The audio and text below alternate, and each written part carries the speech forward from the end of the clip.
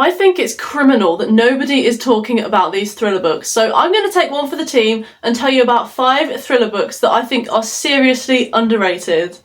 If you're new here, my name's Jess and I read and review thriller books so you can read the ones that are actually worth your time and your money. So I've got 5 different thriller books to talk through today, and I think they are ones that are so underrated. I haven't seen really anything about them online anywhere, which is why I want to tell you guys about them so you don't miss out on the really good ones. So I'm going to dive straight into it with the first one. Let's go. So the first book is The Vanishing of Class 3B, and this is a kind of classic missing children's thriller book, but it's got a completely different spin on it. So it's not the usual type where you just have like 1 or 2 children that are missing. This one, you have a whole class of school children and the teachers. It's basically a school trip gone wrong. So there are 10 children and 4 teachers that go on this school trip, and they're in this big school bus, and it just goes missing. Like, the bus crashes, they're nowhere to be found, and the police investigation is going absolutely nowhere, and they're trying to talk to the parents, keep them, you know, informed what's going on, but they've got nothing to tell them. And you've kind of got these chapters of like the parents' kind of, not secret lives, but some of their secrets and things like that. It was quite interesting having them kind of multiple points of view where you could kind of get an insight into the parents' secrets and how they may or may not feed into what is going on with the missing children. And even though you had that, there was a bit of repetition because some of the storylines kind of crossed, so there was a bit of repetition with that, but I didn't mind that too much. And you also got some of the children's perspectives, so the children that had been taken or were missing, or however you want to phrase it, you got, I think it was 1 or 2 of their perspectives as well, which was quite interesting to kind of consider it from that perspective. I think I've said perspective far too many times in that sentence. Yeah, this one was a really good read. The last few chapters and the plot twists in this were incredible. And I think I might have read this on Kindle Unlimited. I read it over a year ago now, but it still stuck with me because it was such a good book. So I would definitely recommend this one. The next one I have seen a little bit about online, but not too much. It is The Girl in Seat 2A. And I'd say if you love The Housemaid by Frida, I'd recommend this one. So it's got kind of similar vibes to it. It's got one point of view until about halfway through the book. It's got quite short chapters. And the 2 main chapters in this are actually a housemaid and a millionaire's new girlfriend. So it's kind of similar to The Housemaid in that aspect. I would say this one is quite a fast-paced thriller and it kept me guessing. So the plot is basically about this main character called Jade, and she's just won the lottery. So she's going to, I think it's Spain, she's flying over there. She hates flying, she always books seat 2A.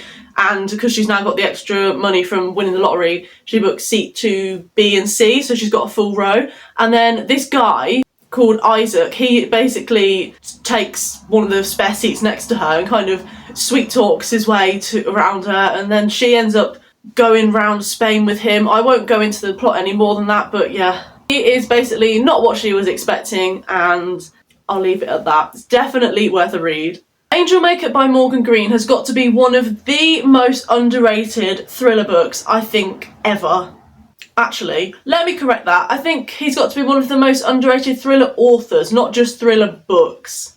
I read all of the Jamie Johannesson series on Kindle Unlimited, I think about 2 years ago now, and it has stuck with me for that long. It is that good of a series, and the series has about 10-15 books in it. It is incredible. So I'm going to talk about Angel Maker, which is the first book in the series, and this is about a book where a teenage girl is found dead in the woods, and the kind of style they found her in is similar to a serial killer called the Angel Maker, but this serial killer was caught 2 decades ago. So the old case files are missing, and there's a load of questions coming up about this whole investigation, the current one and the previous one. And it comes down to London Met detective Jamie Johannesson, who's the main character in this series, to kind of piece it all together. And she actually flies back to her home city of Stockholm to help with the investigation. And it is just crazy, this book and the whole series.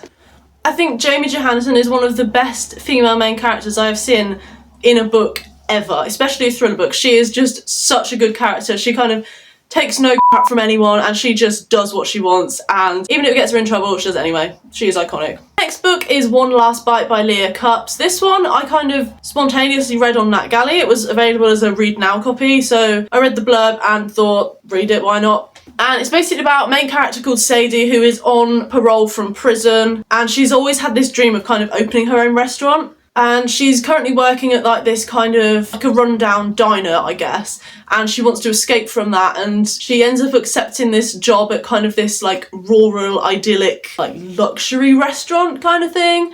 And just hoping she can grow her skill set instead of working in the little rundown diner she was at. But the job obviously isn't what she hoped it would be, and she starts to overhear loads of different snippets of conversations, and there's a few secrets she hears. And Sadie basically has her own secrets she's trying to hide, and it's kind of, will she be able to actually run this restaurant, or will she get wrapped up in something a bit more sinister, shall we say. I absolutely loved the plot twist in this one. It was really unexpected, but it definitely added to the storyline. And about halfway through, there is a change in point of view, which did kind of annoy me at first because I felt like Sadie was about to make a big discovery and then the point of view changed, but it actually made sense to do that, and it kind of tied up a few loose ends and explained a bit more of the backstory. So that one was a really good read. And the final book is Don't Believe Her. This one I've seen a few times online, but not many, so I wanted to give this one its moment to shine. So this is about our main character Ellie and Nick, her fiance. So Nick's sister, Carla, has been missing for 12 years, and Nick announces that Carla is finally coming back home. Now, Carla was Ellie's best friend, and she hasn't heard from her in 12 years. So she's a bit excited that she's coming back, but she's also a bit like apprehensive of why she suddenly decided to come back and make contact. So everyone is like ecstatic about Carla coming back, like everyone in the local area. And Ellie's kind of got this feeling that something's not right and it doesn't all match up. So Carla's behaviour is a little bit off. Her kind of stories and memories with Ellie don't quite match up to what Ellie remembers. But no one will listen to Ellie about her concerns because everyone is just so excited that Carla is back. Everyone basically thinks Ellie is wrong, and before long they kind of figure out that it's not her, it is not Carla, it's someone else. And it kind of unwraps a whole load of other stuff. Yeah, I won't say any more or I'm going to spoil it, but it is a really good read.